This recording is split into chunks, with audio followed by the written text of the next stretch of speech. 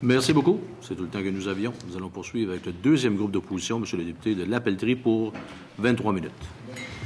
Merci, Monsieur le Président. Laps de temps très court, Monsieur le Président. Donc, je ferai des salutations générales. Et d'entrée de jeu, je dois dire que j'aurais nettement préféré qu'on passe 3 heures à étudier les crédits de la capitale nationale et 3 heures à étudier les crédits de la métropole, mais je dois déplorer que mon collègue de Saint-Jérôme s'y soit opposé, préférant qu'on passe seulement 2 heures sur les crédits de la capitale nationale et 4 heures sur les crédits de la métropole. Il m'apparaît que les dossiers de la capitale nationale... Il m'apparaît que les crédits de la capitale nationale auraient mérité... Bien, c'est une réalité. S'il vous plaît. Une personne à la fois. Juste un instant, une personne à la fois. Madame la députée de Tachereau. Il déclare des choses sur lesquelles qui sont sans aucun fondement. On sait très bien que c'est entre les leaders et entre tous les sujets qu'il y a des discussions, puis il attaque un député, franchement. Là. Merci, Madame la députée. Monsieur le député de La Pelletrie, vous pouvez continuer. Je persiste et signe, Monsieur le Président. Je persiste et signe aussi sur le fait que, on m'a dit du côté ministériel, là, il fallait donner une définition du statut de la capitale nationale. Puis je trouve que c'est une bonne idée, Monsieur le Président, parce que pas plus tard que jeudi dernier, le gouvernement du Québec faisait connaître sa nouvelle politique énergétique, ce qui a amené un comportement qui, à mon avis, est intolérable pour notre statut de capitale nationale. Et j'aimerais savoir ce que le nouveau ministre responsable en pense, à savoir que 4 ministres députés de Montréal qui étaient à l'Assemblée nationale, alors je parle évidemment du ministre des Ressources naturelles, ministre du Développement économique, ministre des Affaires autochtones et ministre de l'Environnement, qui étaient ici à l'Assemblée nationale, ont quitté l'Assemblée nationale, sont allés prendre un avion avec toute leur délégation pour s'en aller à Montréal pour faire l'annonce de la politique énergétique du gouvernement du Québec. Est-ce que pour le ministre responsable de la capitale nationale, ça respecte le statut de capitale nationale? Et est-ce qu'à son avis, ce comportement-là de ses collègues est acceptable? Monsieur le ministre. Je pense que notre collègue a raison là, de pointer là, des éléments qui peuvent être des inquiétudes. Hein. C'est sûr qu'on ne veut pas un glissement de ce statut-là d'aucune façon. Et je suis là, bien sûr, pour protéger le statut de capitale nationale et bien sûr les responsabilités, les privilèges qui sont accordés à ce statut-là. Cependant, il faut bien admettre, parfois, c'est arrivé pour d'autres gouvernements, monsieur le député, hein, bon, ça nous arrive aussi, que parfois, pour des raisons diverses, il faut se rendre sur le territoire du Québec, pas uniquement Montréal, mais il faut se rendre sur le territoire du Québec. Parce que c'est important d'être présent aussi ailleurs qu'à Québec et dans les régions, là, notamment, là, pour faire des annonces. Dans le cas de cette annonce-là, qui est une annonce importante, je pense que ça aurait pu très bien se faire à Québec. Je comprends aussi que l'essentiel de l'industrie, de l'énergie, hein, tout ce qui se fait en énergie au Québec, c'est à Montréal que c'est situé, donc je comprends aussi la logique. Mais moi, quand je regarde l'ensemble des annonces, pas seulement celle-là, mais l'ensemble des annonces qui sont faites ici, là, je pense qu'il faut être satisfait. Mais il faut continuer à surveiller les choses pour protéger ce statut-là. Je suis tout à fait d'accord avec lui. Député de La Pelletrie. Je veux juste être sûr, parce que le ministre souffle le chaud et le froid, là. Il a dit ça aurait pu ou ça aurait dû se faire à Québec quand on parle d'une politique du gouvernement du Québec. Est-ce que, selon lui, ça aurait dû se faire à Québec? Et est-ce qu'il peut prendre l'engagement que c'était la dernière fois que des ministres du gouvernement du Québec quittaient la capitale nationale pour aller annoncer une politique officielle du gouvernement ailleurs que dans la capitale nationale? Monsieur le ministre. Alors, j'ai bien dit, hein, les enregistrements sont là, j'ai bien dit ça aurait pu. Hein.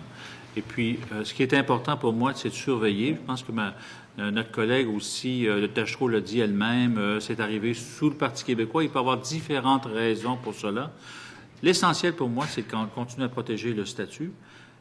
La Ville de Québec ou la région de la capitale nationale ne souffre pas d'un complexe dont elle a souffert à une autre époque. Je me souviens très bien de l'époque où on discutait de ces questions-là. Aujourd'hui, le premier ministre habite essentiellement la Ville de Québec quand il est en fonction. Il est, vous le savez très bien, il est très présent à Québec, dans les activités de Québec. Il faut s'en réjouir. Mais mon rôle, c'est d'aller plus loin et c'est d'ajouter une surveillance à ça pour que l'essentiel là, des annonces puisse continuer à se faire ici par le gouvernement. Monsieur le député de La Pelletrie. Je constate simplement que le ministre refuse de s'engager à ce qu'il n'y ait plus ce genre de comportement de la part du gouvernement libéral qui est un œil au beurre noir pour notre statut de capitale nationale. Monsieur le Président, compte tenu du temps et des sujets, je vais donc aborder un autre sujet.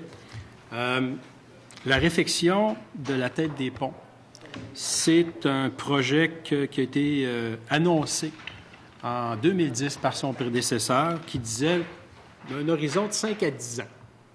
5 à 10 ans parce que c'était une nécessité. Il a qualifié ce secteur-là de la ville de spaghetti. Et, bon, compte tenu des circonstances, ça devait être fait. On est en 2016. Donc, 6 ans plus tard, je regarde le PQI, c'est encore à l'étude. Pourtant, Monsieur le Président, le prédécesseur du ministre a dit que ça, c'était la réflexion de la tête des ponts, c'était son bébé. Alors, est-ce qu'il faut comprendre que le bébé a été flushé avec l'eau du bain? Monsieur le ministre. Non, heureusement d'ailleurs, là, parce que c'est assez important. Là, je pense que le maire a l'occasion d'en parler assez régulièrement. C'est assez important de tout cet environnement-là qui soit repensé. Il y a des enjeux par rapport notamment là, au projet du phare, qui ont fait en sorte, si je comprends bien, là, de dire, bien, écoutez, là, si ce projet-là prend l'envergure qu'il devrait prendre, il faut encore davantage prendre le temps de réfléchir. Donc, on est en discussion avec la Ville de Québec là-dessus. La Ville demande d'aller à leur vitesse. Alors, encore une fois, là, je ne pense pas qu'on soit l'agent qui ralentit le développement du projet. Demande d'aller à leur vitesse, notamment depuis un certain nombre d'annonces. L'annonce du phare et aussi, il faut ajouter le SRB, parce que maintenant qu'on a une vision et un engagement par rapport au SRB, on sait bien que le SRB va poser un certain nombre de contraintes par rapport à la réalisation puis à la réfection de l'entrée des ponts. Monsieur le député de la Pelletrie. Monsieur le Président, on parle d'un engagement qui a été pris en 2010. On est en 2016. Le ministre nous dit ce qui retarde le projet, ce sont d'autres projets qui ont été annoncés en 2015. Mais en 2010 et 2015, là, il n'y avait pas de phare, il n'y avait pas de SRB. Est-ce qu'il faut comprendre que chaque nouveau projet dans ce secteur-là va repousser encore parce que là, on est toujours à l'étude, on est en planification, on n'est même pas en phase de réalisation. Donc, le 5 à 10 ans, c'est impossible. On s'entend, c'est impossible. Est-ce que le ministre peut prendre un engagement à ce que ce projet-là aille de l'avant? Puis est-ce qu'il peut nous donner un nouvel échéancier qui, celui-là, va être respecté par son gouvernement? Monsieur le ministre. Écoutez, ce projet-là va aller de l'avant. Il est trop important, je pense, pour la Ville de Québec. Il y a un accord avec le gouvernement là-dessus. Maintenant, il ne s'agit pas de petits projets, de l'ouverture d'un dépanneur là, sur le boulevard Laurier dont on parle. On parle d'un des projets les plus importants, certainement le plus important dans l'histoire de la Ville de Québec, le phare, qui est un projet qui est lourd, et le SRB, qui est aussi un projet extrêmement lourd. Donc, on va prendre tout le temps nécessaire. Je comprends la hâte de mon collègue, mais on va prendre tout le temps nécessaire, Monsieur le Président, pour bien faire les choses, et on le fait avec la Ville, au rythme que nous impose la Ville, bien entendu. Monsieur le député de la Pelletrie. Et donc, pas d'engagement, pas d'échéancier, un jour, peut-être, dans un cinéma près de chez vous. Monsieur le ministre. Et les annonces viendront. Monsieur le député de la Pelletrie. Bon, Monsieur le Président, c'est un petit peu décevant. Là. Pas d'engagement sur le statut de capitale nationale, pas d'engagement sur l'affection de la tête des ponts. Alors, on va faire du millage sur l'autoroute Laurentienne, pour paraphraser ma collègue. L'élargissement de l'autoroute Laurentienne n'est même pas inscrit au PQI du gouvernement pour 2016. Soit dit en passant, là, il n'est même pas au PQI. Alors, est-ce qu'il faut comprendre que ça aussi, là, on va faire comme avec la réflexion de la tête des ponts, un jour viendra peut-être où on annoncera quelque chose quand? Monsieur le ministre. Alors, ça viendra, mais dans le cas de l'élargissement de la Laurentienne, c'est assez simple. C'est simplement parce que c'est une valeur de moins de 50 millions. Donc, on n'inscrit jamais ces projets-là à l'intérieur du PQI. Mais encore une fois, on s'y est engagé. J'ai repris l'engagement. Ma collègue le fait. Je ne serais pas très inquiet sur ce dossier, Monsieur le député. Monsieur le député de la Pelletrie. Bien, je suis content de vous l'entendre dire que vous ne les inscrivez pas, les projets de moins de 50 millions. Effectivement, vous ne les inscrivez pas. Puis on peut se demander pourquoi, parce que ça devient difficile de suivre l'état d'avancement. Comment on fait pour suivre l'état d'avancement d'un projet que vous gardez hors de notre vision? Monsieur le ministre. L'étude de crédit est là pour ça. Là. On va en parler tant que vous voulez. Là. Donc, si vous vous demandez, est-ce qu'il y a encore des crédits pour si c'est votre question, reformulez-la. Est-ce qu'il y a encore des crédits qui sont disponibles pour l'élargissement de Laurentienne? Je vous le dis, on est à l'étude de crédit aujourd'hui. C'est oui. Monsieur le député de la Pelletrie. Comme l'étude de crédit sert à ça, quand? on va procéder à l'élargissement de l'autoroute Laurentienne? Dans quel échéancier et à quel moment peut-on penser que les travaux vont être terminés? Vous me dites que l'étude des crédits est là pour ça. Alors, donnez-nous l'information. Monsieur le ministre. Alors, maintenant qu'on a clarifié la question des sommes qui sont nécessaires pour le faire, donc les argents sont là. Maintenant, il s'agit d'une annonce qui viendra en temps et lieu quand on aura fini nos discussions avec la Ville de Québec là-dessus. Monsieur le député de la Pelletrie. Le ministre dit que les sommes sont là. On parle d'un projet de combien? Monsieur le ministre. Les sommes totales, on les verra à l'annonce. OK, donc les sommes sont là. On ne sait pas combien, mais les sommes sont là. Oui, c'est-à-dire Vous qu'on êtes pas a... capable Monsieur de le dire ministre. combien? Juste une personne à la fois, s'il vous plaît. Oui. On Monsieur a le ministre. un engagement. Les sommes sont là, elles seront là aussi. Là. Oui, mais si les sommes sont là... Juste un instant, une personne à la fois, s'il vous plaît. Monsieur le Président, Monsieur le député de la Pelletrie. c'est pas logique. Le ministre ne peut pas me dire les sommes sont là s'il ne sait pas de combien il y a besoin. C'est impossible. Si vous savez que les sommes sont là, vous savez de combien vous avez besoin. Sinon, encore une fois, vous dites n'importe quoi. Monsieur le ministre. Oh là là. Donc, il ne s'agit pas de dire n'importe quoi. Il faut peut-être expliquer aux gens là, qui nous écoutent parce que les gens sont peut-être un peu mêlés dans l'évolution du dossier. Hein? Donc, ce qu'on a répété, on était prêt à faire une annonce, mais la Ville de Québec nous a demandé de travailler encore davantage. On travaille sur des plans avec eux, donc on ne peut pas vous donner le montant exact parce que le travail n'est pas fini avec la Ville de Québec. On travaille avec la Ville de Québec là-dessus. Mais on sait bien que c'est à l'intérieur de 50 millions. C'est pour la raison pour laquelle on maintient notre engagement. Monsieur le député de la Pelletrie. On ne sait pas quand, on ne sait pas combien, on ne sait même pas si, on ne sait pas ce qu'on va faire, mais tout va bien, faites-nous confiance. C'est un petit peu ça le message que vous nous dites aujourd'hui, là. Monsieur le ministre. C'est-à-dire que si on prend un engagement, il me semble qu'on prend un engagement aujourd'hui, on est au crédit là, devant la population. Donc, bien sûr, on va le faire. Je pourrais Monsieur faire le député de la Pelletrie. Je préfère la longue liste des engagements libéraux qui n'ont pas été respectés, Monsieur le Président. Là, ça m'apparaît insatisfaisant. Mais parlons d'un autre engagement qui a été pris par le gouvernement libéral, l'étude d'un troisième lien. Alors, au départ, on nous refusait cette étude-là parce que, disait-on, ça coûte 5 millions faire une étude. Finalement, on a découvert que c'était plus 5 millions, c'était 100 000. À 100 000, on était correct. Alors, est-ce que le ministre peut nous expliquer d'abord comment on peut passer d'une étude complète de 5 millions à une étude complète de 100 000, sinon parce qu'on ne fait pas une étude complète, d'une part. D'autre part, cette étude-là, l'a-t-il entre les mains? Et si oui, va-t-il en dévoiler les résultats? Monsieur le ministre.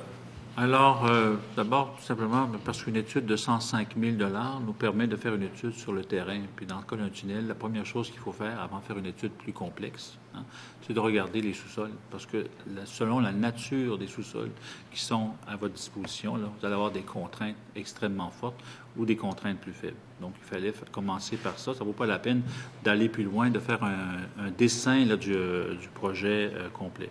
Maintenant, on s'est engagé à faire cette étude-là. Je pense que cette étude-là va être intéressante. Elle va répondre à plusieurs questions qui ont été posées, pour lesquelles il n'y a jamais eu de réponse auparavant.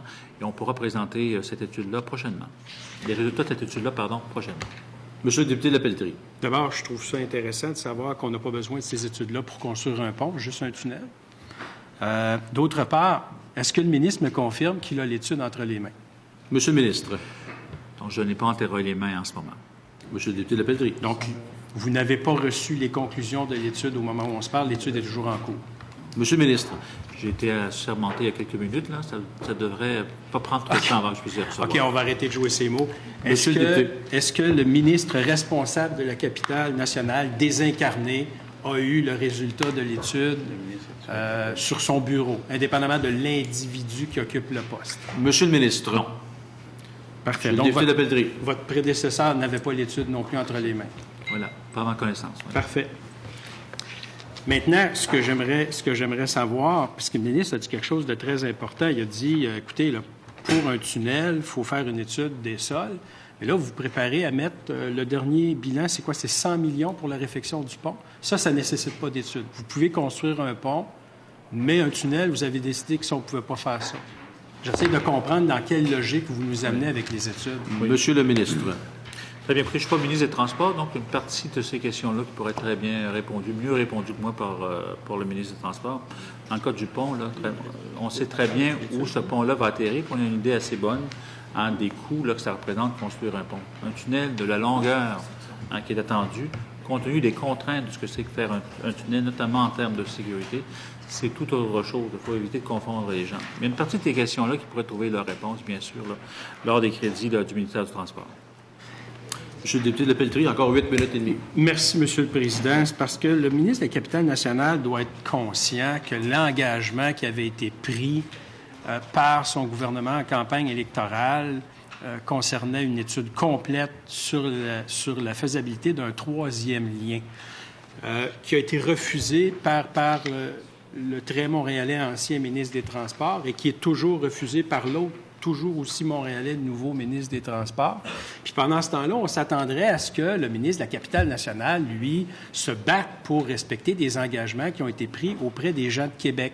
Et ces engagements-là, c'était à l'effet de livrer une étude complète sur la faisabilité d'un troisième lien. Mais là, ce que le ministre me dit, c'est qu'on va peut-être aller de l'avant avec le pont, on va aller de l'avant avec le pont, mais on n'étudiera pas de façon complète le troisième lien, ce qui fait qu'on va se mettre le doigt dans le tordeur, c'est-à-dire de décider qu'on va de l'avant avec le pont, sans savoir ce qu'on pourrait faire véritablement pour avoir un troisième lien. Puis lui, il trouve ça bien correct, il n'y a aucun problème. Puis sa seule défense, c'est de dire, pour le reste, poser la question au ministre des Transports. Mais l'engagement qui a été pris auprès des gens de Québec, là, ça a été par des candidats libéraux pendant une élection générale, puis on s'attend à ce que les ministres libéraux défendent cet engagement-là et ne fassent pas juste du pouce en disant « plus tard, un jour, vous verrez, on va finir par respecter notre parole ». Oui. Monsieur le ministre. C'est vous qui êtes en train de vous mettre les doigts dans le tordeur. Il est rendu au coude en ce moment. Alors, pensez-y bien avant d'aller plus loin, parce que ça pourrait faire mal par la suite. Bien comprendre que l'important... C'est un jeu. Un peu comme une menace, ça. Non, un instant, s'il vous plaît. De part et d'autre, je vous invite à la prudence. Monsieur le ministre, continuez. C'est lui qui a parlé de droit S'il vous plaît, monsieur le ministre. Le doigt dans l'engrenage, c'est lui, hein? C'est pas moi, Monsieur le Président. Donc, il faut faire attention, là, parce que ce qui est important, c'est de faire une étude. Commençons par une étude initiale. Cette étude-là est importante. On verra par la suite qu'est-ce qu'il nous faut de plus, qu'est-ce qu'on a besoin de plus, si les gens veulent aller plus loin selon les résultats. Il y a plusieurs étapes à franchir. Et dans un contexte de saine gestion, me semble, des finances publiques, je pense que notre collègue ne va pas nous reprocher qu'on y aille de manière progressive. Commençons par faire une étude initiale sur un certain nombre de choses fondamentales qui peuvent nous donner une première approximation intéressante des coûts du projet. Et par la suite, on verra si notre collègue pousse encore pour aller plus loin dans les études, aller plus loin dans les dépenses sur ce sentier-là. Mais je pense qu'avec la première étude, on aura des éléments additionnels pour prendre des décisions et pour voir si ça mérite d'aller plus loin ou pas. Donc, je pense que c'est raisonnable, c'est prudent là, comme démarche. Je pense que la population là, qui s'intéresse là, à la saine gestion des fonds publics là, comprend très bien notre démarche. Monsieur le député de la Pelletrie. Parlant de saine gestion des fonds publics, puis effectivement, on aura l'occasion d'en reparler. Puis on va aussi reparler de l'importance de respecter ses engagements. Ceci étant dit, le gouvernement libéral va investir 30 millions dans le Théâtre du Diamant. La contrepartie de ce théâtre, soit dit en passant, il ne manquait pas de place de spectacle à Québec. Là. Fait qu'on est très, très, très prudent quand il vient le temps de livrer des engagements sur l'étude d'un troisième lien, alors que ma collègue de Chauveau le disait à juste titre. Le problème, là, c'est la congestion routière. Il n'y a pas de congestion au guichet des salles de spectacle. Vous aurez juste à regarder les statistiques du ministère de la Culture pour vous en convaincre. Même, vous aviez quand même 30 millions pour le Théâtre du Diamant, et je sais que ma collègue de Chauveau était une grande partisane de cet investissement-là. Il y avait une contrepartie, 10 millions en fonds privés. Au moment où on se parle, on a réussi à collecter la moitié de ces fonds-là. À la question, puis on doit livrer la salle de spectacle pour 2017. La question que je pose au ministre, peut-il prendre l'engagement que si les fonds privés ne sont pas au rendez-vous, d'abord, il ne comblera pas le manque à gagner avec d'autres fonds publics, et ensuite, on va revoir cet investissement-là, puis qu'on comprendra que l'intérêt n'est peut-être pas aussi grand qu'il peut le penser. Monsieur le ministre. Il y a un cadre financier à ce projet-là. Je pense que vous l'avez présenté, puis vous le comprenez comme moi. En ce moment, il n'y a aucune intention de la part du gouvernement de changer ce cadre financier-là. Et donc, les attentes, toujours en termes de financement privé, demeurent les mêmes. On a eu quand même une annonce assez encourageante la semaine dernière, celle de quand même 1 million de dollars d'une entreprise japonaise, si je me trompe pas. C'est pas fréquent dans l'histoire de la philanthropie québécoise, et je ne parle pas uniquement de Québec ici, qu'on ait ce type d'annonce-là. Mais le cadre financier demeure le même. Député de la Pelletrie. Je comprends, j'entends ce que le ministre me dit. Ceci étant dit, il manque un peu moins que 5 millions. C'est quand même pas rien. Et si d'entrée de jeu, ce 5 millions-là ne devait pas être au rendez-vous, est-ce que nous avons l'engagement du ministre qu'il n'y aura pas un sou de deniers publics supplémentaires qui seront investis pour combler le manque à gagner? Parce que là, il va manquer de l'argent quelque part. Puis le réflexe qu'on a malheureusement dans ces cas-là, c'est de demander au gouvernement de faire un effort supplémentaire. Je pense qu'on a d'autres projets en tête là, qui nous ont donné des exemples de cette situation-là. Alors, est-ce qu'il y a un engagement ferme de la part du ministre qu'il n'y aura pas un denier public supplémentaire qui sera mis dans ce projet-là, indépendamment du fait qu'on aura collecté les 10 millions ou non d'argent privé? Monsieur le ministre. Quand il y a des éléments d'un cadre financier qui n'est pas respecté, il faut remettre en question l'ensemble du projet. Il faut aussi que donc on peut jouer à la fois sur le financement. Donc, ce n'est pas nécessairement le gouvernement qui intervient toujours pour combler les vides, comme vous le présumez. Parfois, on peut aussi changer la teneur du projet. Tout ça, pour le moment, tout ça est hypothétique et on reste à l'intérieur du cadre financier qu'on s'est donné. Monsieur le député de la Pelletrie, 2 minutes et demie. Bien, écoutez, Monsieur le Président, je vais reposer ma question parce qu'on s'approche tranquillement, pas vite, de ce qui pourrait ressembler à un engagement. Et pour nous, c'est fondamental. C'est connu. Notre opposition à ce projet-là était connue et nous la maintenons. Maintenant, ce que je comprends du ministre, c'est que si les 10 millions ne sont pas au rendez-vous, les deux seules solutions qu'il envisage, c'est l'abandon du projet ou d'en réduire la taille. Est-ce que c'est ce que je dois comprendre de ce qu'il vient de dire? Il n'y aura pas un sou public de plus qui sera mis dans ce projet-là. Monsieur le ministre. Oui. Écoutez, moi, j'essaie de répondre pour le mieux à vos questions. J'essaie de le faire, mais là, vous posez un certain nombre d'hypothèses. Je répète, donc, nous, le cadre financier, il est défini. On veut qu'on s'en tienne à ça. S'il doit y avoir des changements au cadre financier, ça peut venir de différentes formes. Donc, est-ce que c'est parce que la philanthropie va avoir rapporté plus que ce qu'elle devait rapporter? Est-ce que le projet doit être modifié? Est-ce que M. Lepage lui-même voit les choses différemment parce qu'on lui a fait accepter d'ouvrir son projet à d'autres entités culturelles à Québec pour permettre de justifier? Mais pour le moment, je dois vraiment insister là-dessus, il n'y a aucune raison pour nous de changer le cadre financier qu'on s'est donné et sur lequel on s'est entendu. Une dernière minute, Monsieur le député. Dernière minute. Bien, Monsieur le Président, oui, je vais aborder la question du pont de Québec. On apprenait ce matin de la bouche du ministre des Transports que l'évaluation avait été faite à presque 400 millions de dollars. J'aimerais savoir quelle sera la stratégie du gouvernement du Québec, parce qu'on s'entend que le pont de Québec, dans l'état actuel, là, c'est une verrue dans le visage de la Ville de Québec. Alors, qu'est-ce que le gouvernement libéral va faire pour s'assurer que le gouvernement fédéral s'assure que le CN fasse son travail? En 30 secondes, Monsieur le ministre. Oui, bien, écoutez, on a déjà pris un engagement par rapport au pont de Québec. Si je me souviens bien des chiffres, c'est 23 millions, je crois, 26, 23 millions, c'est ça. Donc ça, cet engagement-là, il est maintenu. Pour le reste, là, bien comprendre que c'est premièrement du ressort du ministre des Transports. Il a dit hier qu'il attendait des nouvelles pour une réunion qui doit se tenir avec le gouvernement fédéral. Tout le monde reconnaît que dans ce dossier-là, bien sûr, c'est complexe, mais que le gouvernement fédéral a des obligations. Le ministre responsable de la région l'a aussi reconnu. Donc, on espère que cette rencontre-là aura lieu prochainement.